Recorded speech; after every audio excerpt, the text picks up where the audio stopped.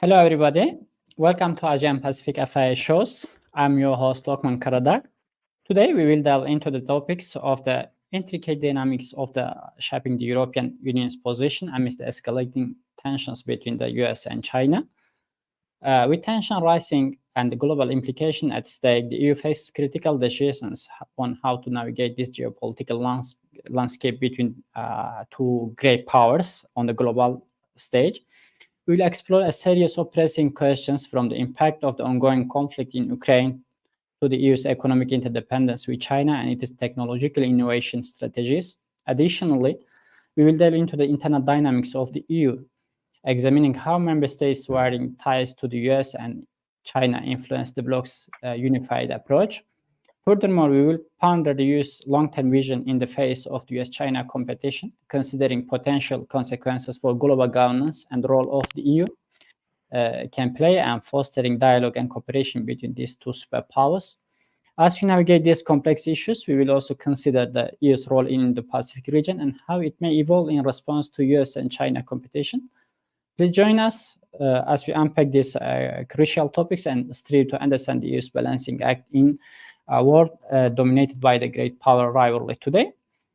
Today, my guest is Gesine Weber. She will join me. Gesine Weber is a visiting research scholar at the Arnold Schwarzman Institute of War and Peace Studies and a PhD candidate at Defense Studies Department of the King's College London. Normally based as a fellow in the Paris office of German Marshall Fund of the United States, she focuses on Europe's role as a geopolitical actor, EU's defense initiatives and security and defense policy of E3, France, Germany, and United Kingdom. Prior to joining GMF, Gesine worked as a defense policy advisor in the German parliament and as a consultant for the Frederick Ebel Foundation in Shanghai. She recently founded the Geopolitical Europe, a Substack on Europe's and EU's role in the world. Her work has been recognized through several prizes and fellowships, such as the Fulbright-Schwarzman Fellowship and Research Impact Award of the Faculty of Social Science and Public Policy at the King's College London. Gesine is regularly published and a frequent commentator in European and international media, including BBC, War on the Rocks, RFI, LCI, Dashwell, and she holds an MA in European Affairs from Sciences Po Paris, and another MA in Political Science from Freie University Berlin, and studied Mandarin Chinese at the Beijing Foreign Studies University. And she will be one of the best commentators, I think, on my shows. Welcome, Gesine. Thank you for joining me today. Thank you so much for having me. I love this show, and it's an absolute honor to be here today. So I think we are really going to have a good discussion. Thank you. Thank you very much. Okay, let me start with my first question, Gesine.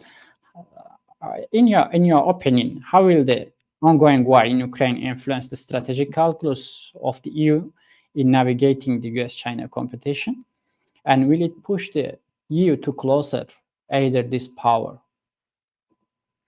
So I think that's an absolutely relevant first question, because the war in Ukraine, of course, is the primary security preoccupation for Europeans. So that is really what Europeans are focused on. And that's also how an important prism for Europeans, basically, to understand global order. I think the war in Ukraine has pushed Europeans to reflect in a bit of different ways, not necessarily primarily on US-China competition, but both on the US and China. So for the US, I think a critical factor, although Europeans were already very optimistic about the re-election of Biden, which then in the early years was a bit a deception because there wasn't a big transatlantic initiative or a big US-EU forward in terms of cooperation. War has certainly clarified that at least the Biden administration is a supporter and defender of European security, that it supplies Ukraine with weapons and thereby also makes a significant effort to European security. And I think this realization has, of course, pushed the Europeans and the US closer together. We also see that, for example, with NATO enlargement. Why do states join NATO? Of course, because there was a US security guarantee. So that is certainly a point. And this idea that the US is an ally for Europeans has, of course, been confirmed via however, at the same time, the trend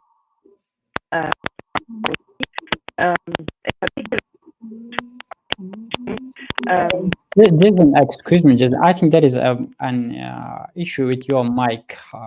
Could you check it, please?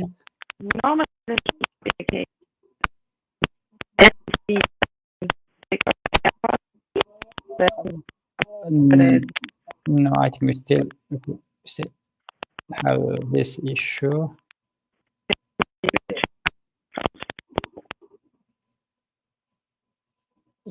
Yes, without headphone. Go ahead, please. Okay, let's try that again. Do you hear me now? Yeah. Yes, now it's better. That's great. Okay, wonderful. Then let's just proceed like that. Apologies about that. No. So where should I take up again? Maybe at the point of US-China competition and US strategic priorities? Okay. Well, let me asking another question. With a potential decoupling between the US and China, can the EU carve out a space for itself as a neutral arbiter, or will it be forced to choose a necessary side between these two great powers? So I think these are basically two or more nested questions. So first, I don't think that the EU can be a neutral player.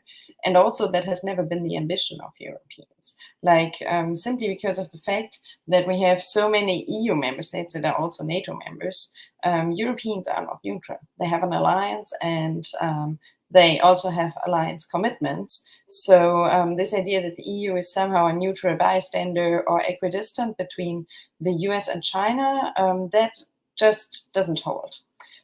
So there's a clear alliance commitment. At the same time, we also know that the EU has very close ties with China, particularly in the economic field. So they are, of course, very much intertwined, both with the US and with China, although with different ways. In the case where, or if ever US-China competition continues to increase and to become more relevant and stronger, then the US will certainly push the US and also individual Europeans to take sides, because that is already what they've been doing in the last time, and that is also what they continue to do. And in this case, pushing to choose sides, of course, means pushing Europeans to join the US. This is certainly going to come.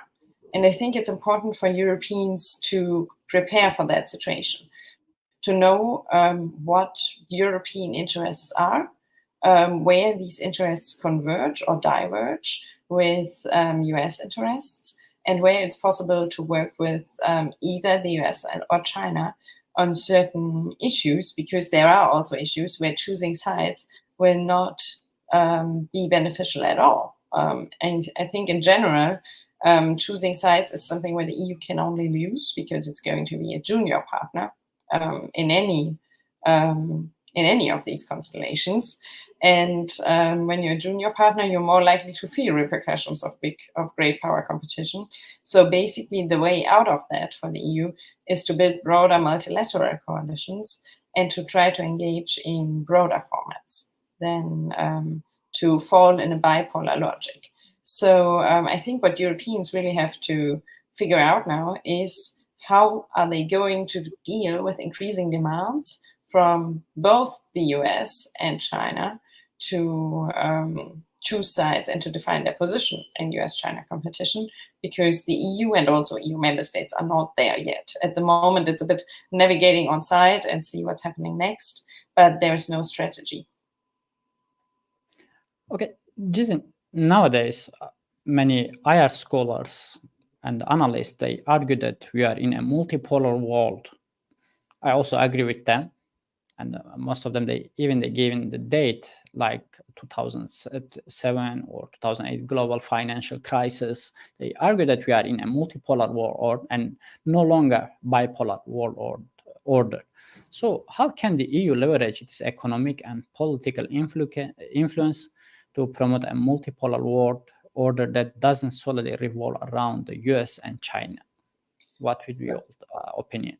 Yeah, thanks for the question. Very relevant one as well. And I think, so first of all, it's important to be very clear about what the EU can achieve and what the EU cannot achieve. So the question whether we are tilting towards a bipolar order or a multipolar order is not going to be decided in Brussels and will not depend on what Brussels is doing. I mean, when you look at pure things like, for example, demographic factors, there are other countries and also kind of the growing economies, there are other countries that have an increasing weight in the global order, particularly regional powers. Think about India, think about Saudi Arabia, think about Brazil. So we already have more powers than just the US and China and Europe. And I think it's very important to take them into consideration and to really engage in a constructive way with them to promote a multipolar order. How can this look like? I think it's always good to start with questions on global governance. For example, the big global governance question that we have and that needs to be addressed is climate change. And that is potentially also a field where cooperation with China might be possible and where Europeans also underline regularly that cooperation with China is necessary. And the same applies to the US. So really trying to identify the policy fields where you have a critical mass of countries that agree on certain things. Another issue could, for example, be the reform of the WTO, where both the US and China arguably do not respect the rules as they should. So figuring or working with countries that are not the US and China on reform proposals and trying to bring also the US and China on board for that could be an issue to promote a more multipolar order. And in general, I think it is really about the method. So if the EU wants to work with other players that are not the US and China, it's also about listening. And it's not about just going, let's say, to India or Brazil or to Saudi Arabia or South Africa and impose EU priorities on them, but try to understand the priorities of these countries and what matters to them when it comes to addressing global problems. From the economic point of view, between these two great powers, rivalry, each Europe countries also, they have their own strategies and policies approach. And China still remains a crucial trading partner for the EU. So what strategies can the EU implement to diversify its economic partnership and lessen its dependence of China? Because this is, I think, an ongoing discussion between some of the European countries or due to the several reasons. So, yeah, what will be the EU strategies? So, I mean, the official line of the EU on this is what is called de-risking. So basically reducing the risk that stem from economic dependencies. Because the idea behind that is that any kind of economic dependency, if weaponized, also constitutes a security risk. And that is, of course, something that you will want to reduce to make yourself more resilient and to make your economy more resilient. In that regard, for example, Ukraine's or Russia's war against Ukraine has also been a massive wake-up moment because Europeans have been buying gas from Russia for years and then realized that this gives Russia a significant leverage over them. And this idea that one-sided dependencies are maybe not the smartest thing to do to create a resilient economy is now really tickling down in Brussels so that this de-risking strategy has evolved.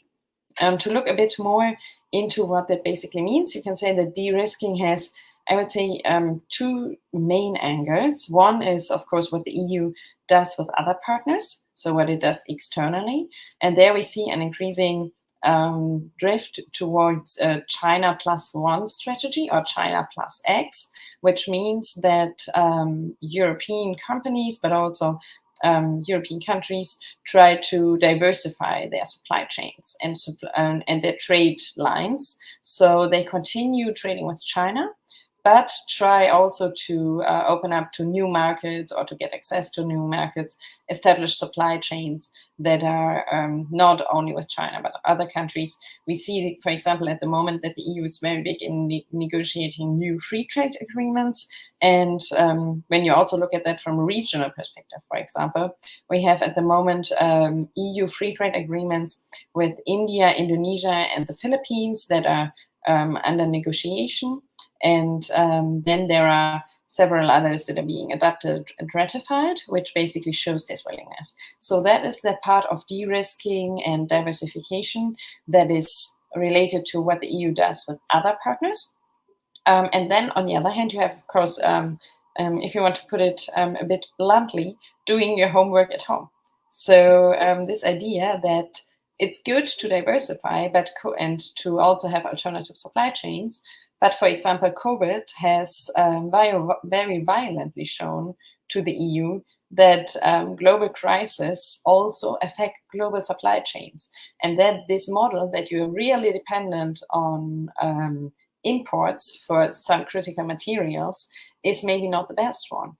And that the best way to mitigate that is to have a very active industrial policy and to really see also what you can produce in the EU. So this is, on the one hand, a bit of a relocalization debate, but it's also really industrial policy and attracting European companies, motivate them to produce in the EU, and also have new incentives for companies to basically produce European.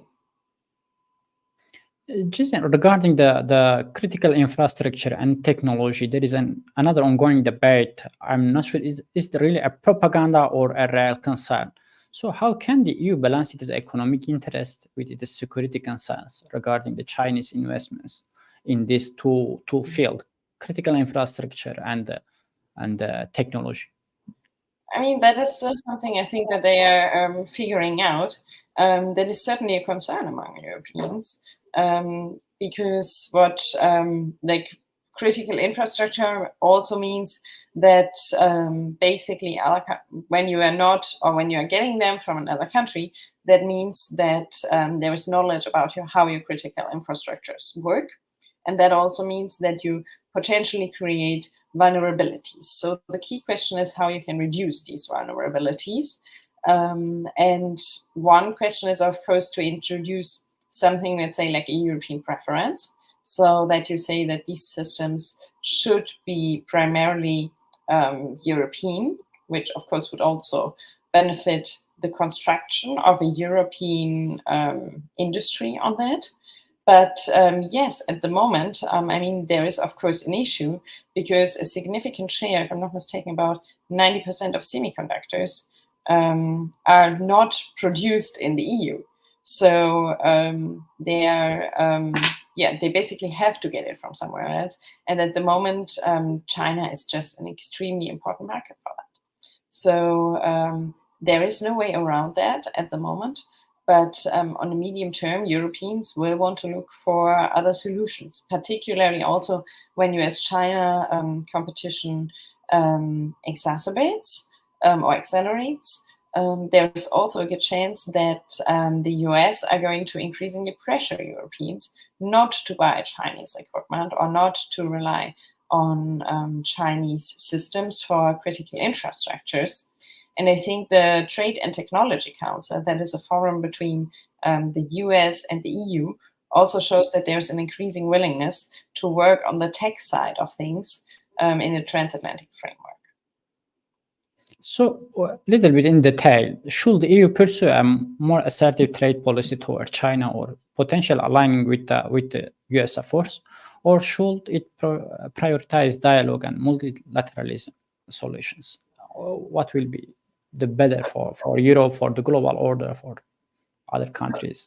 I think that's a bit a tricky question in one, admittedly. So let's start with the last element that you mentioned. Should it pursue or prioritize dialogue and multilateral solutions? I would say the easy answer to that is yes, wherever it is possible. because it's also simply an issue of credibility, that when Europeans talk about the importance of the rules-based international order and multilateralism, that of course you also have to be the number one holding up principles of the WTO and trying to engage in multilateral formats and promote open and free trade. So it's basically living up to your values to do that. However, we also see that, for example, when China and the US are not respecting the rules of the WTO, it's becoming increasingly difficult for Europeans also to benefit from these. So you should, of course, have this respect of dialogue and multilateral solutions and trying to achieve reciprocity and so on as a baseline.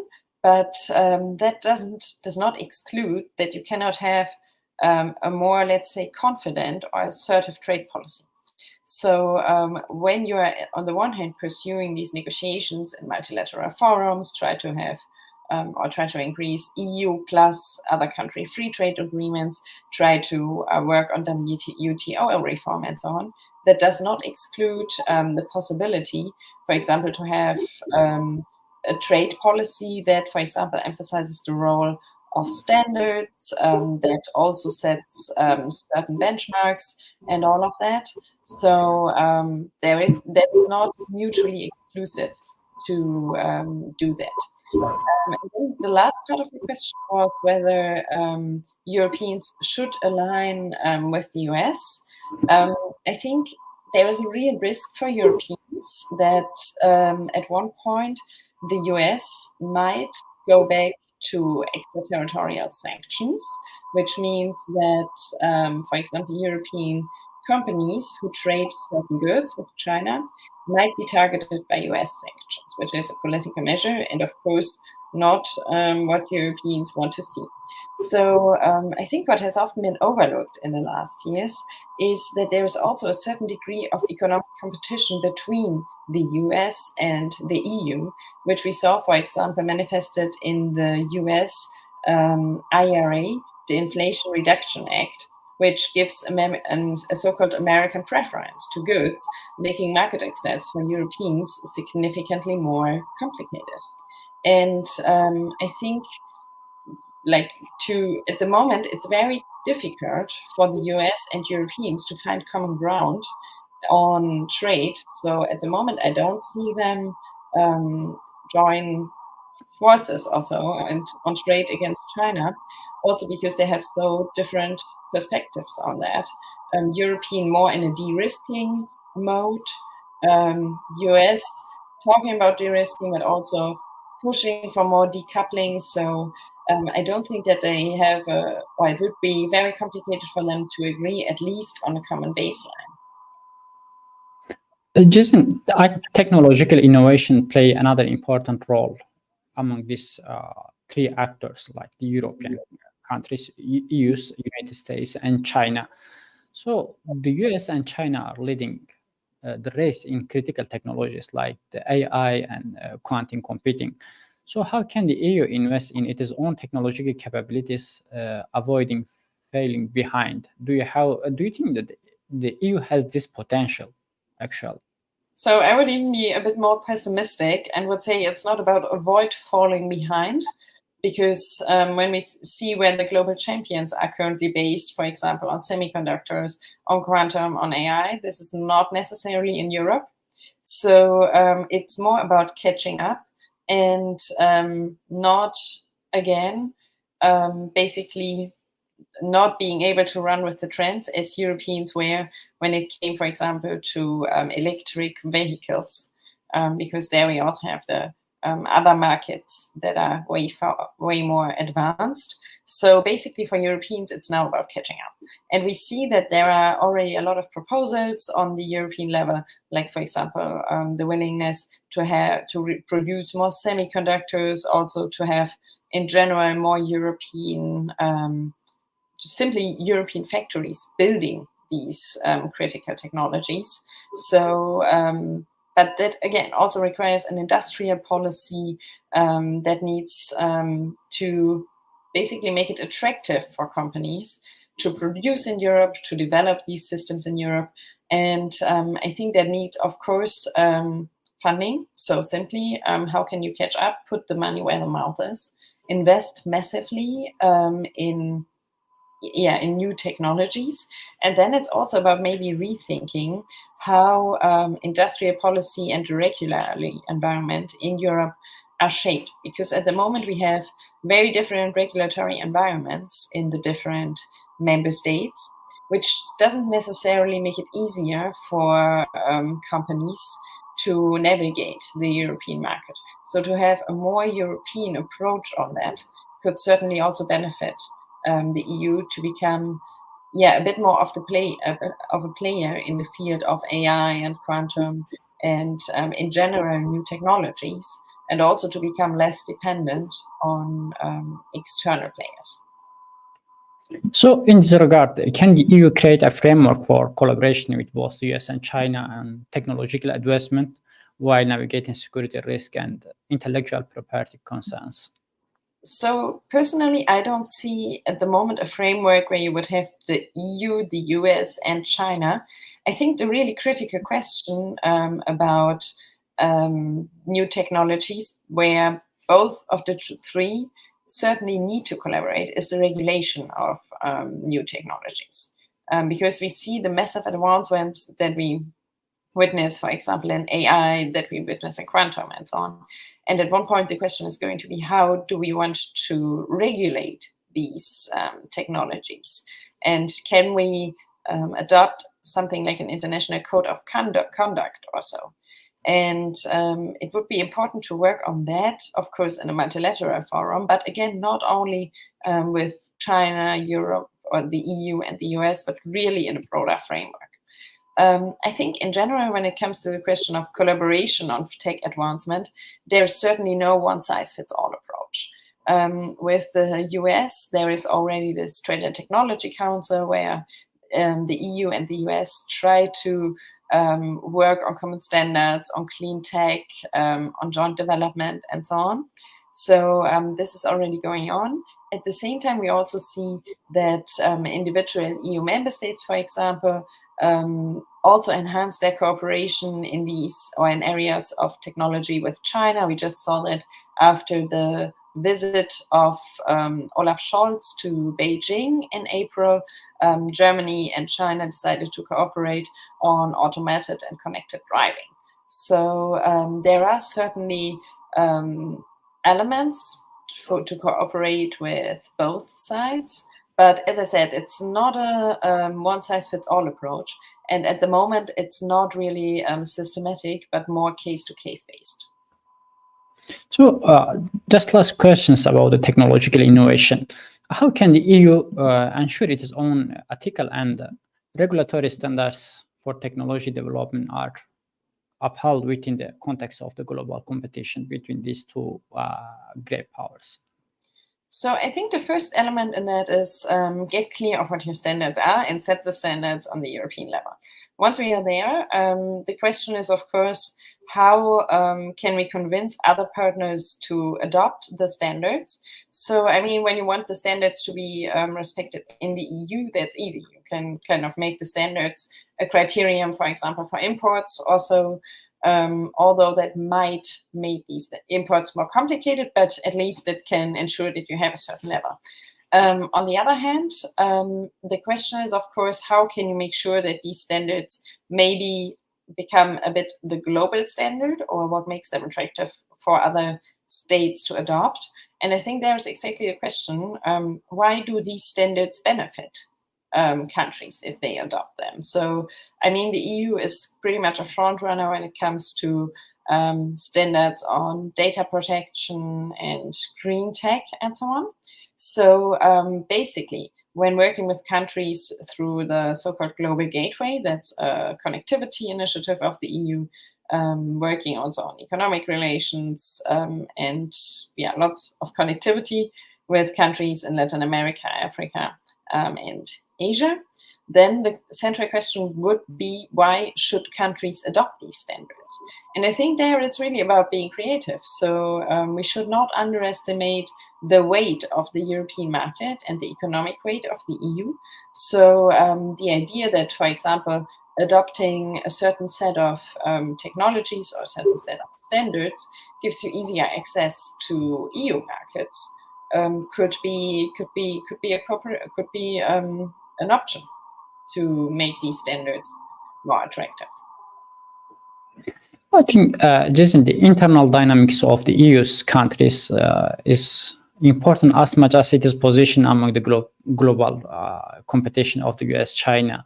So these member states of the EU having very economic and political ties to both the United States and China. So how can the EU achieve a united approach to navigating this rivalry given these internal differences? Or is it necessary to make a unified approach? So is it necessary to have a unified approach? Absolutely, yes. Because when Europeans act individually, they are really pushing below their weight or below their collective weight. So it is a missed opportunity not to have a common European approach to that. I mean, think about purely the economic side. The European Union is an internal market of half a billion consumers. No European country individually has that. So already from this perspective, and from the regulatory tools that the EU has, it just makes sense to have a common European strategy.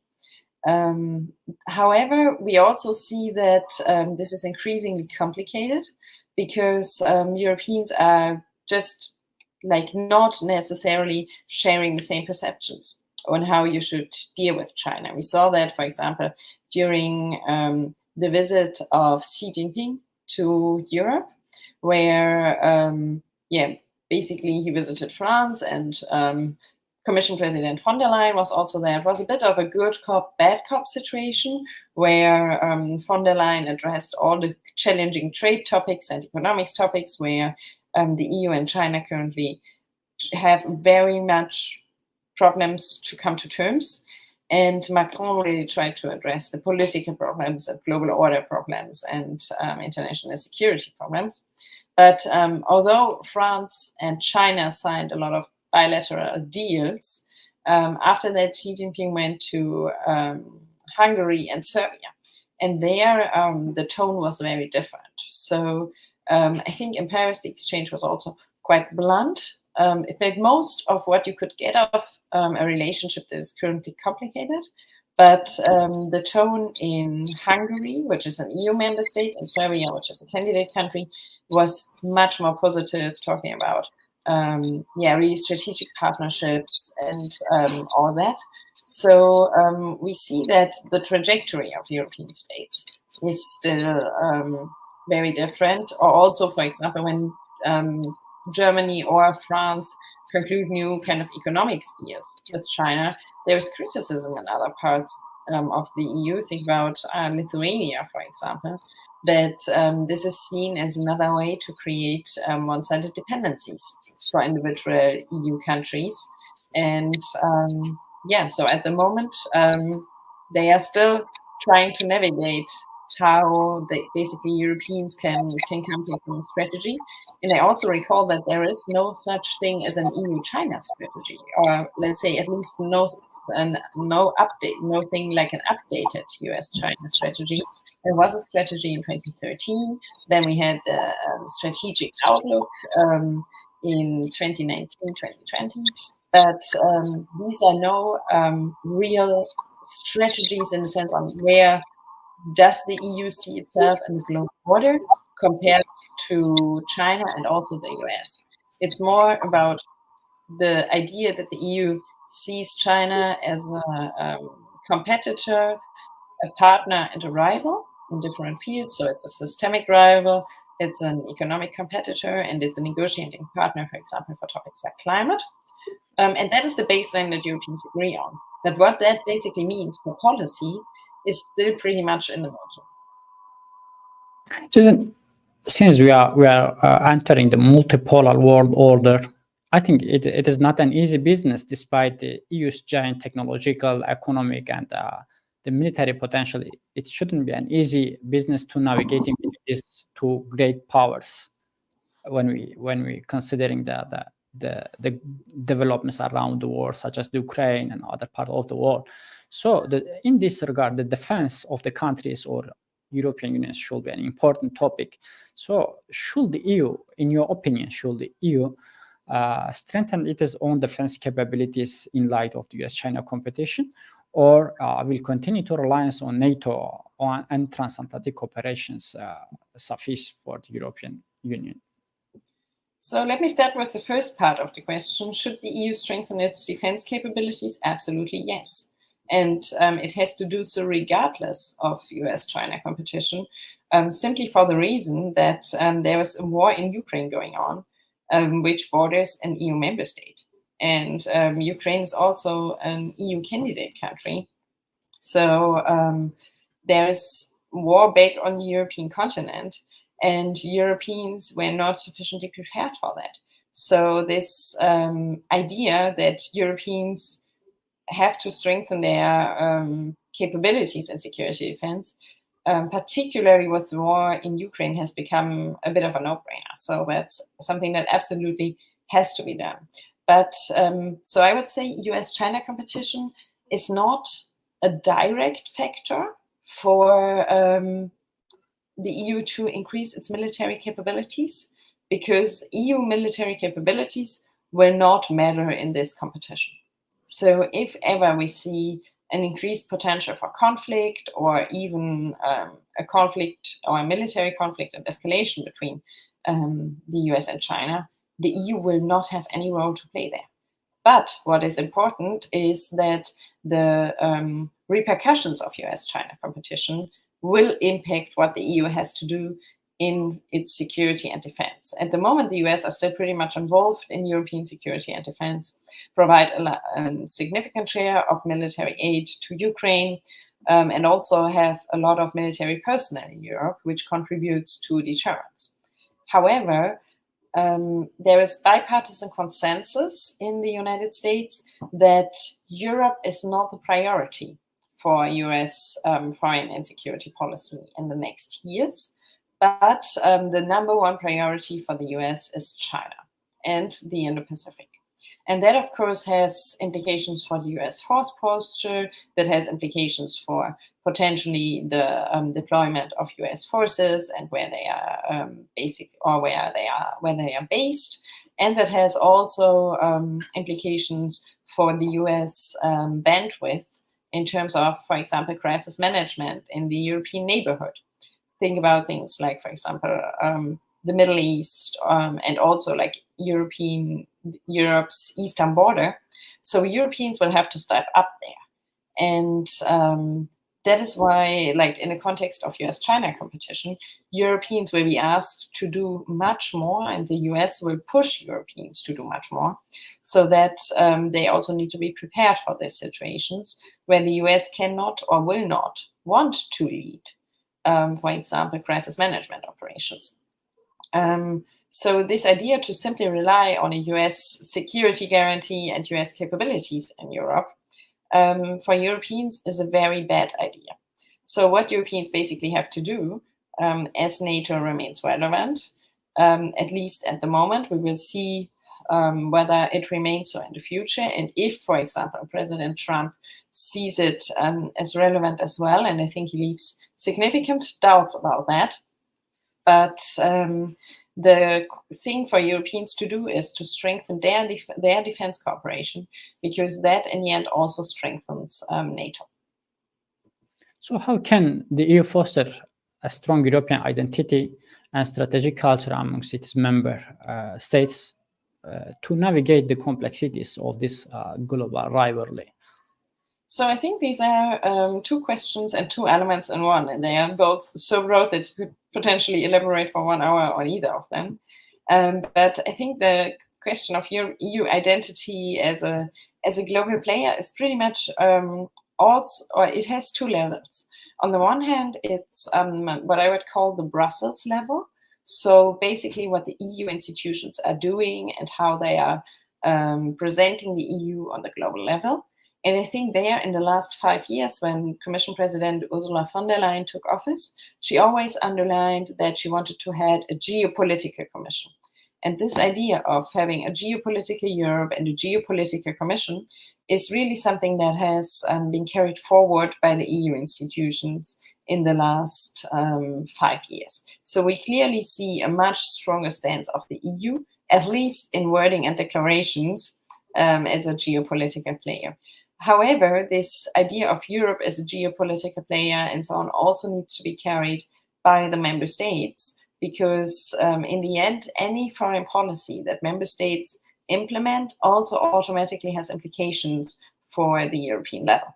And here, there certainly needs to be more coordination to make sure that the EU is speaking with one voice. So basically what has to be visible is Team Europe with, on the one hand, of course, the EU institutions, but also the member states speaking with one voice. When you think, for example, about the start of the conflict in Gaza, there you had really very different statements coming from the different member states and from the Commission, and it was a huge mess. And there was nothing like a European voice also.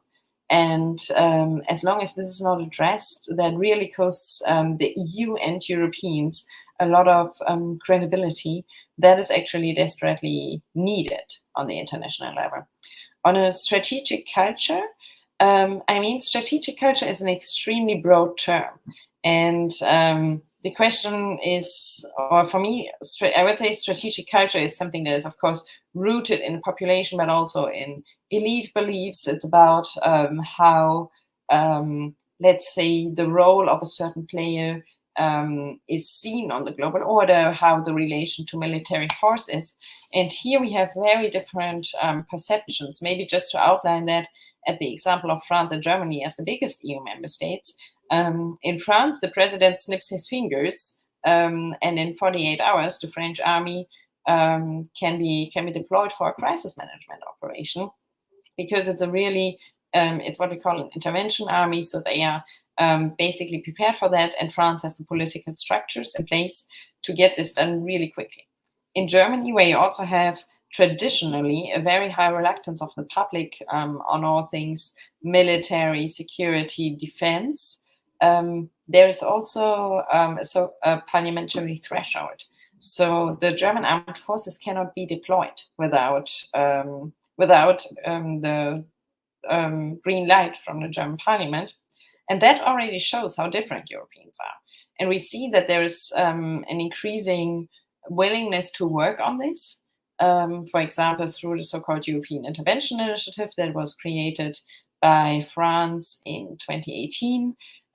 We see that there are formats of cooperation within the EU and within NATO, but this will take time. And until we work towards a convergence, the EU has to rely, for example, on instruments rather than or on the existing instruments, newly created instruments, such as, for example, the new rapid deployment capacity. That's an instrument that was created with the EU's Strategic Compass in 2022. Strategic Compass is a white paper for security and defense. And this capacity will be able to deploy relatively quickly European forces in case of, for example, if you need to evacuate European citizens also from a conflict. So for that, or for basically circumventing these problems of a common strategic culture, there are also increasingly EU structures in place. Gesine, let's a little bit talking about the long-term vision. Given that the nature of the US-China rivalry in the global and regional level, and the nature of the multipolar world order, it became necessary for not only EU, for all other countries. They prepare their strategies and how to navigating the potential rivalry between these two global superpowers in terms of the benefit and in terms of the strategic concerns, defense. So when we come back to the Europe, what are the potential long-term consequences for global governance and international order if the EU fails to effectively navigate the US-China competition? Yeah, as I said in the beginning, the future of the global order is not going to be decided by what Brussels does. Like, there are so many other players that have increasing weight and leverage in international affairs that reducing the future of the world order to the EU's action in US-China competition would just be, not what reality looks like today. I think the EU has indeed the potential to play a very critical role, in the sense that it can contribute to building broader coalitions and hence to avoid falling into a bipolar logic of US-China competition. So basically help or basically bring states together to work in alternative formats, yet without forming a third bloc. It's really kind of to avoid mitigating the consequences of that. But I think what is really critical in this regard is to team up with other critical players. The G20 can be a good format for that. Also, smaller multilateral formats or minilateral formats can be a good idea for that, or to work, for example, through concrete initiatives. We saw that, for example, last year or the year before, French President Macron launched this One Forest Summit with, where basically you had a lot of particularly African countries coming together and think about biodiversity of forests and preservation of forests and so on. So I think this kind of initiatives, and potentially also more initiatives than really structures, so addressing very concrete problems that matter for a majority of people when you just look on how the global population is distributed, and also therefore for countries that have a significant weight in the global order, is really an important factor.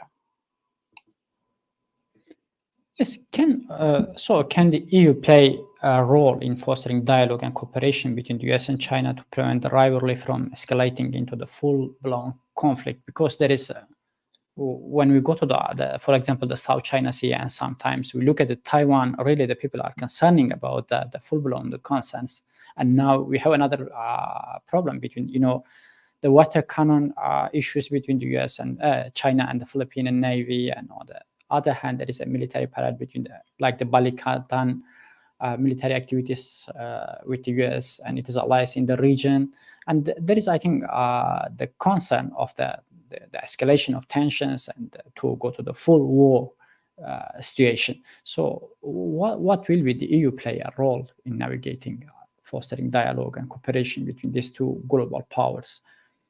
So I don't see the EU as kind of the actor that could bring or that could foster dialogue between the US and China directly.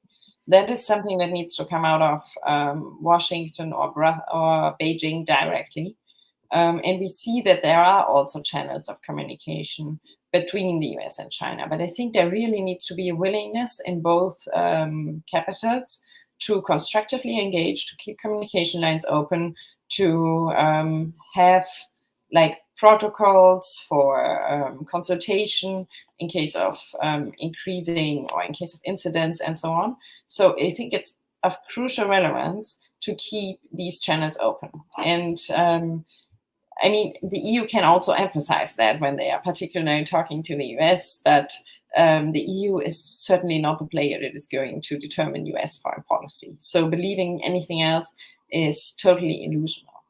I think what can be helpful is really contributing to the respect of the rules-based international order in the Indo Pacific, underline the importance of freedom of navigation, underline and also potentially see how international law organizations can address the non-respect of certain principles there. So I would say the strength of Europeans is, or let's say the margin of maneuver of Europeans in US-China competition and to influence that is extremely limited. The question for Europeans is more, how are they going to deal with that situation, and how can they avoid that, or how can they contribute to avoiding, I'm formulating very cautiously here, that the world further drifts to bipolarity. So I think that is the critical question. And as I outlined in the beginning, building broader coalitions, putting on multilateralism, and all that are good tools to do that. So what are the key metrics the EU should use to measure the success in navigating this complex geopolitical landscape and this rivalry spread the many different parts, strategic parts of the world? So I think, of course, it's extremely complicated to what we in social sciences call operationalize these like success or failure to address the geopolitical landscape. So I think there cannot be metrics. I think, I think you can use other indicators to see whether how the geopolitical landscape impacts you. For example, see in how far, if there are any sanctions or extraterritorial sanctions, harm European companies. To what extent trade barriers and unfair trade practices limit or negatively impact European trade performance, or in general the EU's external trade. So I think it's more interesting to look, for example, at these proxies than to try to measure geopolitics. Social scientists have tried that for years, and it's a complicated endeavor. So maybe it's more reasonable to look at economic performances, impact of US-China competition, also on, for example, how that impacts the potential to shape global order, to bring up global governance initiatives, for example, on climate, on biodiversity, on maybe also international labor standards, all that. So there's a broad, I think it's good to look at that case by case and policy by policy, because US-China competition also impacts different policy areas in different ways. So adopting one macro perspective and saying, okay, we did a good job in managing US-China competition, or we didn't, would simply be too simplistic. So let me ask my last questions and little bit update questions. As you know, that Xi Jinping most recently visited to the France and Serbia and Hungary. And I would like to make a small comment, pretty minor comment, Gesine, about the role of EU playing between these great powers, whether the EU role is implicit or explicit towards these two great powers when we come to for example, fostering the dialogue and cooperations. And on the other hand, the EU countries, for example, like the France, has a vast maritime territory in the Pacific region, which is now the center of the rivalry and competition between the US and China, and as part of the US Indo Pacific strategy, US the containment strategy. And so as this US China competition plays out in Indo Pacific, what is the role of the EU there today, and how could it evolve in the future in light of this great power competition? So the Indo Pacific has become increasingly important for the EU. We have seen that first France, then Germany and the Netherlands have adopted Indo-Pacific strategies in 2020. And then we also had the EU strategy in 2021. But here again, if it comes to, let's say, really hard security or so, it's not about showing capabilities for the EU. Like, the thing the EU does is really maritime security in the sense of fighting against piracy, or ensuring, basically the security of trade. Again, what we see in this area is that the EU already pursues an approach of working in broader fields of global governance, like economics, biodiversity, climate change, the tech, connectivity. These are the big fields that the EU is trying to address with its partners in the Indo Pacific. And I think this is also something that can be mutually beneficial and also help to avoid, on the one hand, for the EU, but also for the countries on the side, to choose sides. Because when they are together working on issues, or on the issues that I just mentioned, they were potentially, or like choosing sides. There's another alternative than choosing sides. And when you have such a lot of countries teaming up, the potential pressure that the US or China can put on them in a respective policy area is going to be less. But yeah, what's important again in this context is that Europeans need to listen to what countries in the region basically need and what they want, and to take their problems seriously and also to learn from them. So yes, so Indo-Pacific is certainly a big theater for Europeans, on the one hand from a security perspective, but also from a global governance perspective. Gesine, last before close the discussion, one small question and comment.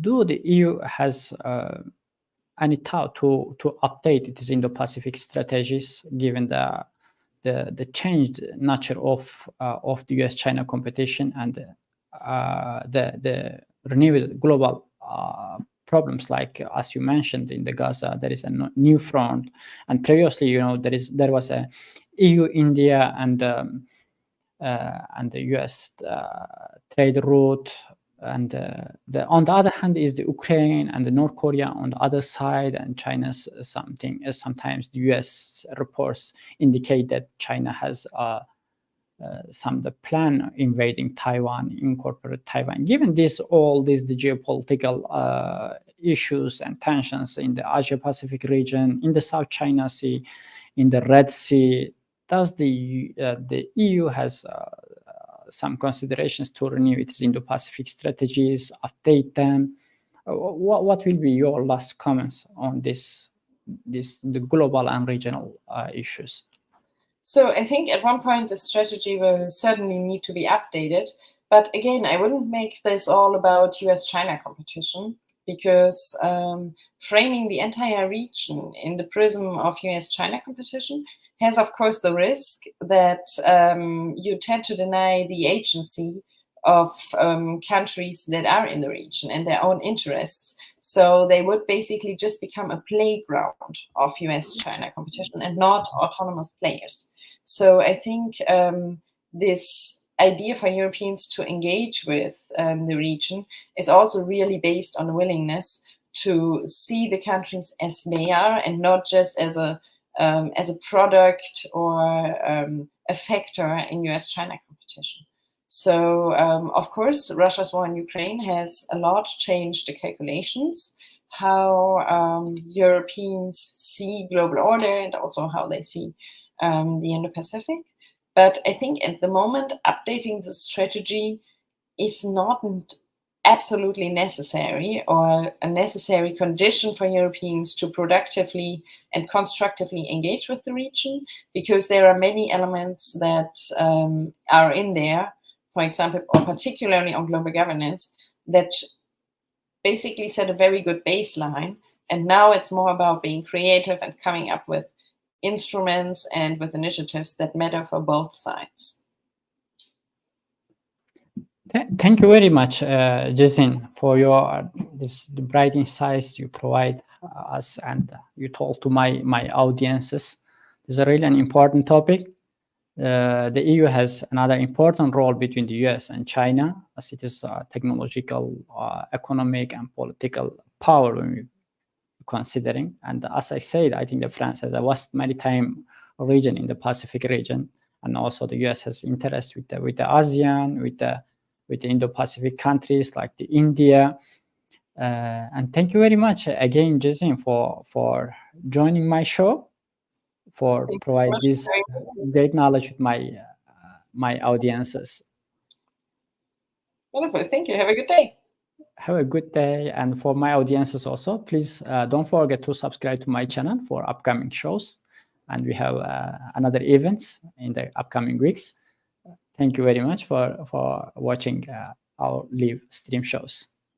Have a good day and good night.